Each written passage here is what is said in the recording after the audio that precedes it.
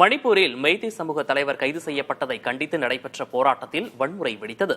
இதனால் 5 மாவட்டங்களில் ஊரடங்கு உத்தரவு பிறப்பிக்கப்பட்டுள்ள நிலையில் இணைய சேவையும் தற்காலிகமாக நிறுத்தப்பட்டுள்ளது.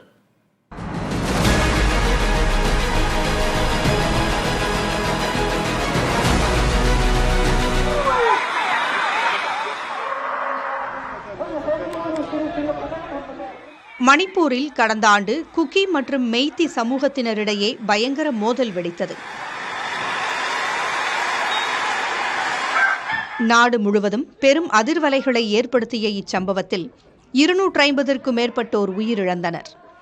இந்நிலையில் நேற்று இரவு மெய்தி சமூகத்தின் தலைவர் கனன் சிங் கைது செய்யப்பட்டார். இதை கண்டித்து பல்வேறு மாவட்டங்களில் மெய்தி சமூகத்தினர் போராட்டத்தில் ஈடுபட்டனர். இம்பாலில் போராட்டம் நடத்திய இளைஞர்கள் உடலில் பெட்ரோலை ஊற்றிக்கொண்டு முழக்கங்களை எழுப்பினர்.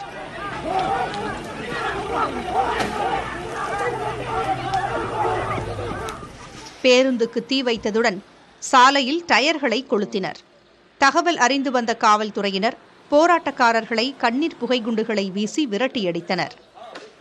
வன்முறை சம்பவத்தால் பதற்றம் ஏற்பட்டிருக்கும் நிலையில் இம்பால் பள்ளத்தாக்கில் உள்ள 5 மாவட்டங்களில் இணையதள சேவை தற்காலிகமாக நிறுத்தப்பட்டுள்ளது.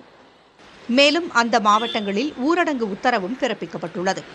பதற்றம் தொடர்வதால் இம்பாலில் ஆளுநர் மாளிகை உள்ளிட்ட முக்கிய இடங்களில் பலத்த பாதுகாப்பு போடப்பட்டுள்ளது. கடந்த 2024ஆம் ஆண்டு பிப்ரவரி மாதம் காவல்துறை அதிகாரியின் வீட்டை சூறையாடிய குற்றச்சாட்டில் முக்கிய குற்றவாளியாக கனன் சிங் கருதப்படுகிறார். அது தொடர்பான வழக்கில் அவர் கைது செய்யப்பட்டிருக்கலாம் என்று கூறப்படுகிறது.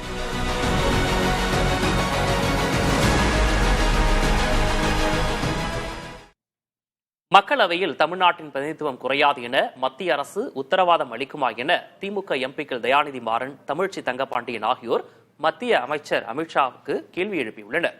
இது தொடர்பாக திமுக எம்பி தயாநிதி மாறன் வெளியிட்டுள்ள பதிவில், அரசமைப்பு சட்ட திருத்தம் 84 படி 2026க்கு பின் மேற்கொள்ளப்படும் முதல் மக்கள் தொகை கணக்கெடுப்பின் அடிப்படையில் தொகுதி மறுசீரமைப்பு செய்ய வேண்டும் என்றும், அதனை மனதில் வைத்தே மக்கள் தொகை கணக்கெடுப்பை மத்திய அரசு காலம் தாழ்த்தி 2027 நடைபெறும் என அறிவித்துள்ளதாகவும் குறிப்பிட்டுள்ளார். மக்களவையில் தமிழ்நாட்டின் பிரதிநிதித்துவ விகிதம் 7.18% எந்த மாற்றமும் இருக்காது என்ற உத்தரவாதத்தை அளிக்க உள்துறை அமைச்சர் அமித்ஷா தயாரா எனவும் தயாநிதி மாறன் கேள்வி எழுப்பியுள்ளார். இதேபோல் திமுக எம்பி தமிழ்ச்சி தங்கபாண்டியன் வெளியிட்டுள்ள பதிவில், தமிழ்நாட்டின் எம்பிக்களின் எண்ணிக்கை குறையாது என்ற பழைய ஏமாற்று பல்லவியை பாடப்போகிறீர்களா அல்லது புரோரேட்டா என்று கதையளந்து ஏமாற்றலாம் என்று எண்ணுகிறீர்களா என்றும் கேள்வி எழுப்பியுள்ளார்.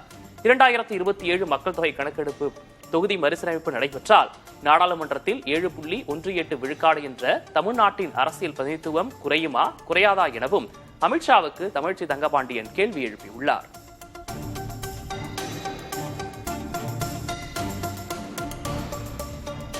சென்னை மாநகராட்சியில் வேலை வாங்கி தருவதாக கூறி MBA பட்டதாரி ஒருவரிடம் 26 லட்சம் ரூபாய் மோசடி செய்த வழக்கில் முன்னாள் பாஜக பிரமுகர் ஜெயச்சந்திரன் மற்றும் அவரது நண்பர் ஜோஷிதா ஆகியோர் கைது செய்யப்பட்டுள்ளனர். மேடவாக்கத்தைச் சேர்ந்த இளைஞர் வெங்கடேஷுவுக்கு போலியான பணி நியமன ஆணை ஒன்றை வழங்கி 1.5 ஆண்டுகளாக சம்பளம் கொடுத்து வந்ததாகவும், மேலும் 14 லட்சம் ரூபாய் கேட்டு மிரட்டியதாகவும் புகார் அளிக்கப்பட்டுள்ளது. மேலும் பலரிடமும் இதேபோல கோடிக்கணக்கில் மோசடி நடைபெற்றிருப்பதாக சொல்லப்படும் நிலையில் தலைமறைவாக உள்ள லதா மற்றும் கௌரி ஆகிய மேலும் 2 பெண்களை காவல்துறையினர் தேடி வருகின்றனர்.